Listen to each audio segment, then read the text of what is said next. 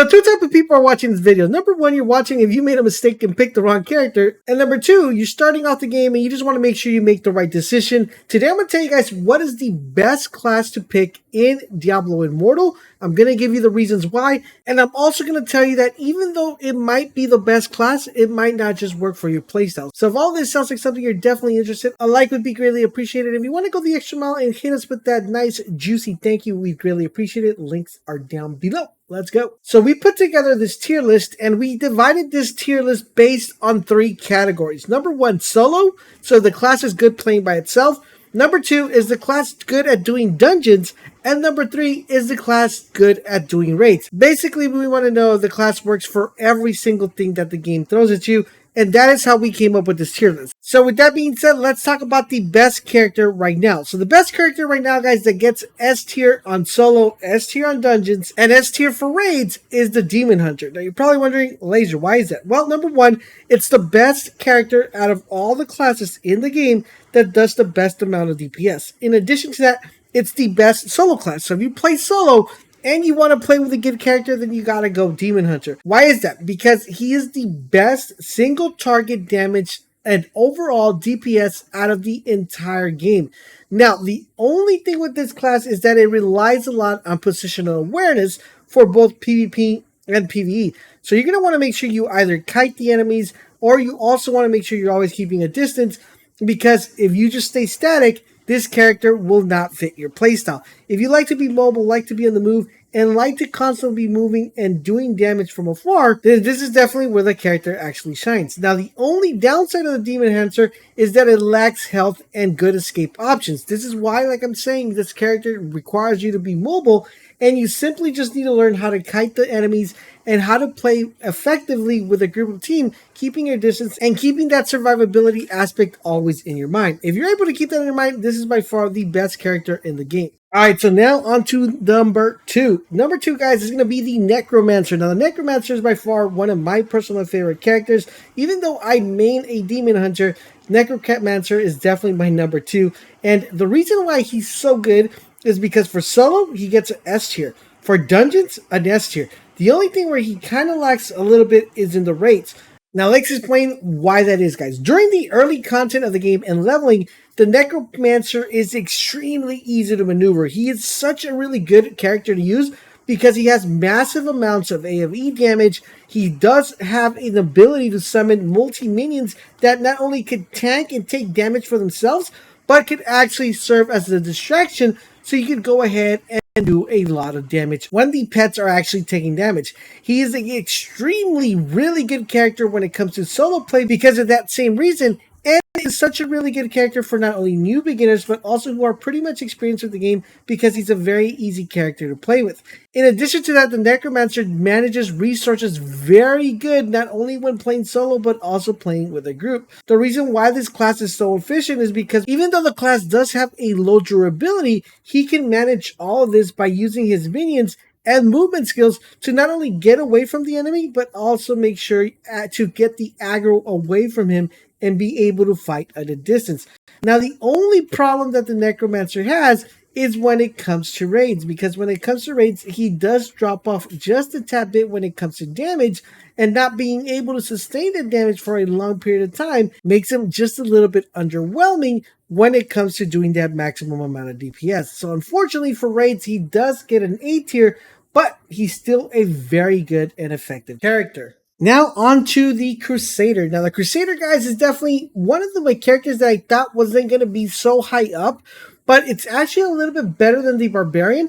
Well, let's go ahead and talk about what it actually does really good on. So for solo, S tier. For dungeons, S tier.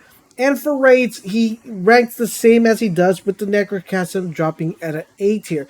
Now, as you guys may already know, the Crusader, things we love about him is he's very strong when it comes to crowd control, really able to manage those areas.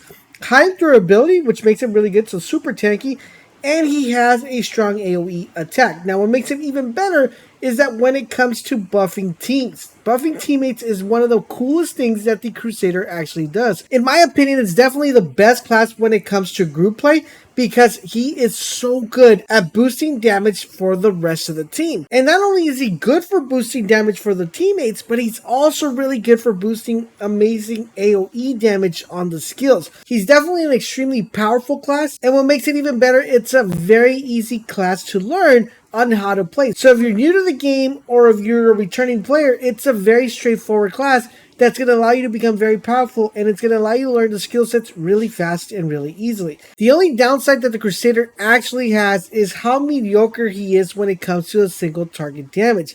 However, being super tanky and having an amazing buff for your allies makes him extremely great for PvE and also for PvP because it makes up for what this class lacks in focus damage. So yes, guys, the Crusader's amazing. Really good, guys, if you're a new player. Really good if you're going to be playing as a team. Unfortunately for raids, it's okay, but it's still a very amazing class and a class that almost everybody wants to have in their group. Alright, so now onto the Barbarian, guys. Now, the Barbarian, guys, gets the following rating. For solo play, he gets an S tier. For dungeons, he gets an A tier, and for raids, he gets an A tier. You're probably wondering, Laser, why? Well, let's talk about his really cool stuff that he has. He has really good, amazing mobility. He's durable at the early game, so when you start playing the game and start leveling up, you're going to see that he's pretty OP, he's pretty tanky, he's a very bulky class, and he's exceptionally very well when it comes for, beginner players. Now, he has an amazing strong AoE attack, and he's super easy to use, but he does have a couple of downsides. The Barbarian's biggest weakness lies in the nature of having to use melee to create a lot of DPS. Unfortunately, when you start playing the game, this is not a big problem, but it becomes a problem as you get to the higher difficulties, because what starts happening is survivability will become your priority over DPS, and what he actually is really good at, which is creating DPS, he's going to have to kind of wait and not do that DPS because he's afraid of dying. Unlike the Demon Hunter or the Necromancer, he's going to have to split the priorities, meaning the class has to take a bit longer to get ready for that late game and content, which means you got to farm a little longer and you got to get the right gear and the proper build to make the class really shine and stand out. That's why it's hard for me to actually give him such a higher rating than the other classes, because when it comes to doing dungeons and when it comes to doing raids, it's going to take him a longer time to actually achieve that because he's going to be under-equipped to actually do them. Even though he's such a great class for beginners, it does become a little bit worrisome when you get to those end game content. But regardless, guys, he's still a big tank house that does a lot of damage when he's up close. Now onto the Wizard. Now the Wizard, guys, for solo play, S-class once again. For dungeons, A class, and for raids, A class. Now, let's talk about the ability of the Wizard. So the Wizard is pretty much your glass cannon specialist, strong at crowd control, great and strong AoE damage, amazing mobility skills, guys. So he's able to move really good, strip through the map, but he does tend to have low durability. Now, with that being said, the Wizard is a really good class if you're looking to do very well in endgame.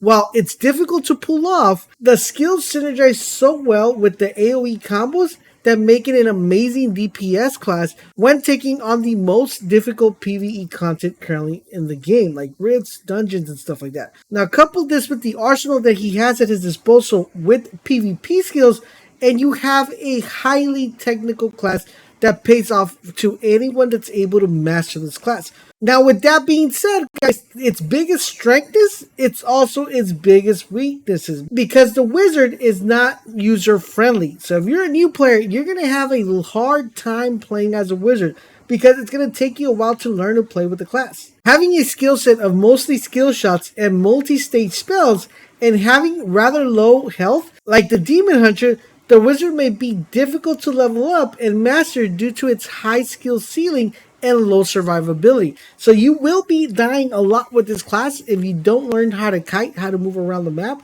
But if you guys stick with the class, you learn to master it, you guys are going to fall in love on how much damage this class is able to do, not only in solo play, but in players.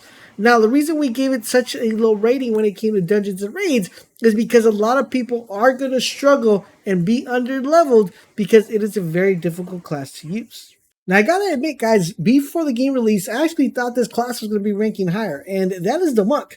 Now, the Monk, guys, for solo gets an A rating, for dungeon it gets an A rating, and for raids it gets a B rating. And you're probably wondering why, Laser. I love me the Monk, I love me the melee combat, but what is wrong with the Monk?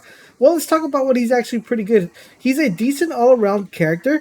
He has short skill cooldowns, so pretty good, right? High mobility. He does provide a couple of buffs and shields to the enemies, and he has moderate firepower. So why am I ranking him so low? The reason is because, guys, the Monk is technically a melee character. Now, we have to compare the two other additional melee characters that we have, which is the Crusader, really good for team play, as we said earlier. The Barbarian, highest DPS when it comes to melee. So the Monk is kind of left with the short end of the stick because the other two are so much better when it comes to everything. Don't get me wrong though, the Monk is very useful when it comes to PvP and PvE, especially with the skills and attacks that grant him high mobility, damage, shields, and even buffs. The Monk is well equipped for both endgame and solo, and even in group play he does come in very handy. Unfortunately, guys, the Monk suffers from being an input-heavy class.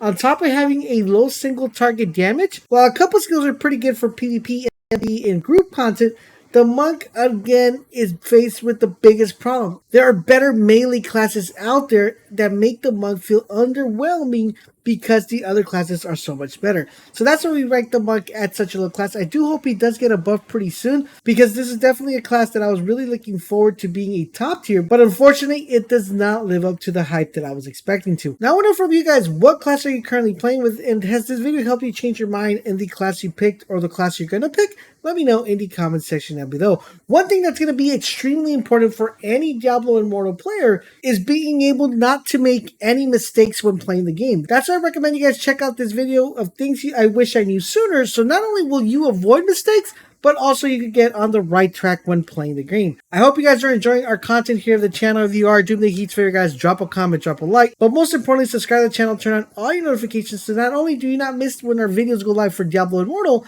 but you also stay up to date to the latest gaming news, reviews, and all that fun stuff. Thank you guys for watching, and I will catch you guys on the next video.